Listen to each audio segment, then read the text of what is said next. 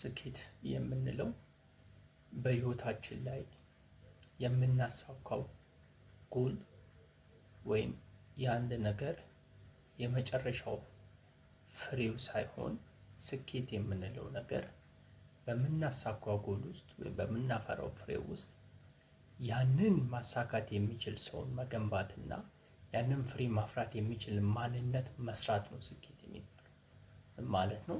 ስኬት የምንለው የመጨረሻው ኢንድ ሪዛልቱ ሳይሆን ውጤቱ ሳይሆን በውጤቱ ውስጥ ያለው ሂደት ውስጥ የሚገነባ ማንነት አለ።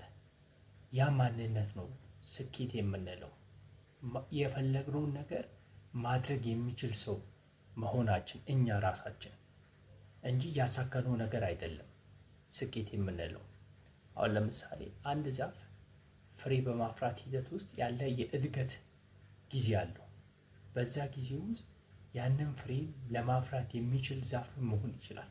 ስለዚህ ከዚህ በኋላ አንዴ ካፈራ በኋላ ያንን ፍሬ ደጋግሞ እንዲያፈራ የሚያደርገው በመጀመሪያ ያንን ፍሬ ለማፍራት የሄደበት ሂደት ነው።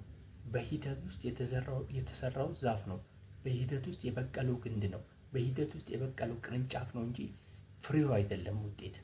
ስለዚህ ስኬት የምንለው ነገር ውጤቱ ሳይሆን ውጤቱን በምናመጣበት ሂደት ውስጥ የሚገነባው ማንነት ነው።